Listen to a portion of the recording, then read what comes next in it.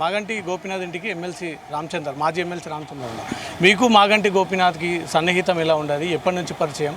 సన్నిహితంగా వ్యక్తిత్వం ఎలాంటిది మాగంటిది? 1988 నుంచి నాకు వారు పరిచయము. వారు తెలుగుదేశంలో ఉండే, నేను బీజేపీలో. అయితే రెండు పార్టీల మధ్యన అలయన్స్ కారణంగా అనేక ఎలక్షన్స్ కలిసి పనిచేయడం, తర్వాత నా ఎన్నికల్లో నేను ఎమ్మెల్సీగా పోటీ చేసినప్పుడు వారు ఈ జూబ్లీ హిల్స్, ఈ సనత్ నగర్ ఇన్ఛార్జ్గా ఉండే.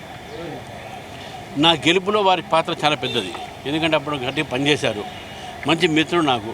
ఈరోజు వారు ఒక తక్కువ ఏజ్లో 63 ఇయర్స్కే వారు మరణించారంటే నిజంగా వారి ప్రజలే కాదు, ఈ యొక్క జూబ్లీ హిల్స్ సంబంధించిన కాన్స్టిట్యున్సీ మొత్తం రాజకీయ ఒక పార్టీల ఒక కార్యకర్తలను కూడా దిగ్భ్రాంతి చెంది ఉన్నారు. అన్ని పార్టీలతో మంచి సంబంధం ఉండే, స్నేహపూర్వకమైన వాతావరణం నిర్మాణం చేసి ఒక స్నేహశీల వ్యక్తి, ఎవరితో కాంట్రవర్సీ పోయే వ్యక్తి కాదు.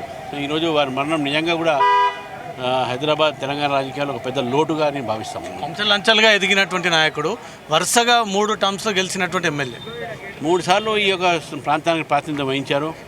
అంచెలుగా ఎదిగారు. గతంలో హిమాయత్ నగర్ సీటు కూడా వారికి వచ్చేదే, కానీ కొన్ని కారణాల వల్ల రాలేకపోయింది.